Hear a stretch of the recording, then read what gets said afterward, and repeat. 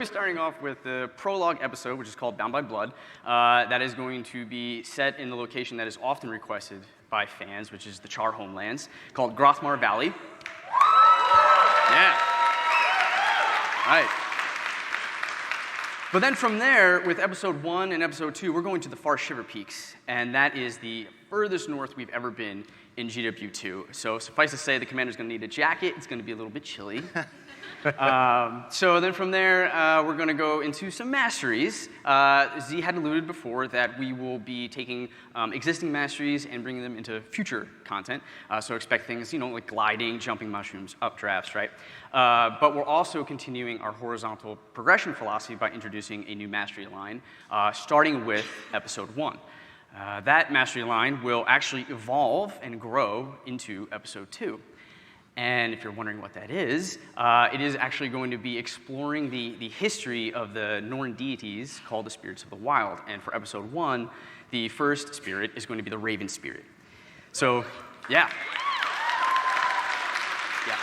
Are we getting some cool third eye abilities and all? All the third eyes. Okay, all the third eyes. Wow. Yeah. So yeah, and you'll be able to harness the power of the Raven Spirit to unlock its cryptic secrets and all of its different powers. Z had mentioned it's a really great jumping off point, and he's absolutely right.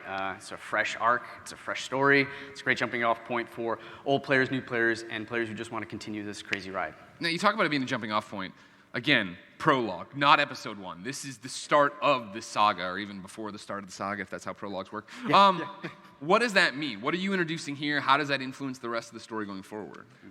So with the prologue, we are, as everyone said multiple times, we're going to Grothmar Valley.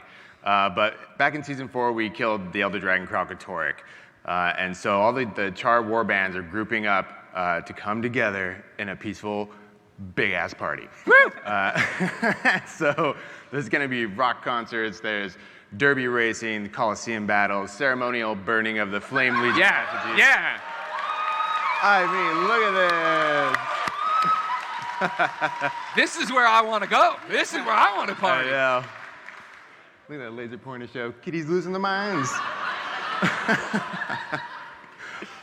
But yeah, so Bond of Blood is the prologue is going to be a lot of what you guys are familiar with already with our releases.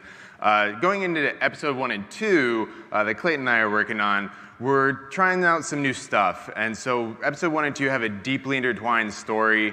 And it's also going to be a tone difference from the prologue because there's a pretty heavy inspiration from Lovecraftian horror. So a little bit darker. Not as many rock concerts in Lovecraftian horror. No. I know Cthulhu could kill it on the drums. I just said. But yeah, so there's going to be a dynamic growth of the map between episode 1 and 2. The new areas, new stories, new achievements, new events, mastery unlocks, all that across the 2 episodes. And we're really looking forward to this different dynamic approach. What about new bosses? I think that's something you guys have been known for, right? Giant things that we can all go pummel. Yeah. What are players going to be hitting with their sticks? Yes. Right? And how are we going to be hitting these things with our sticks? And so keyboard, mouse, generally. Yeah, that's a good point. But we're excited to announce a new feature that will answer that question in the form of strike missions. And so what strike missions are going to allow players to group up to 10 people and take on challenging boss encounters. It's going to be introductory into raid content, but without a lot of the stress. Oh, nice. Right? And yeah.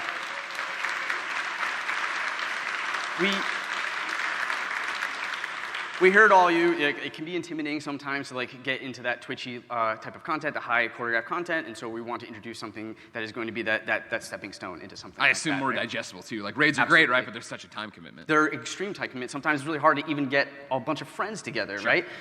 Different time zones, all different types of stuff like that. So we're introducing a public mode with this, which will allow you to group up to people in the map looking for the same boss that you're trying to take out, right? So we're really excited about that. And let's see, with Prologue, we're actually introducing the first one, which is this ice brood construct. He's right behind me, super scary. But what's interesting about this guy is he's going to evolve from the prologue to episode 1. So not only in his model, but also in his game mechanics as well. And then in episode 1, back to Lovecraftian horror that you're speaking to, Jason, we're going to introduce this thing called a bone skinner. And this thing is terrifying. No.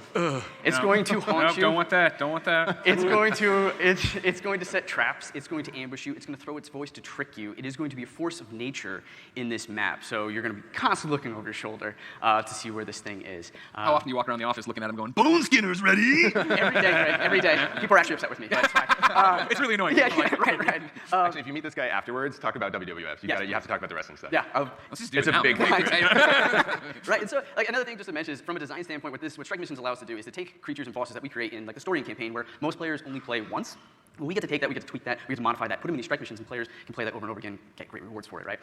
So we're really excited about that. And that's not all. So last but not least, we're also continuing our lineage of world bosses. So starting with episode 2, we'll introduce another one. His name is Drakkar. And so, yeah.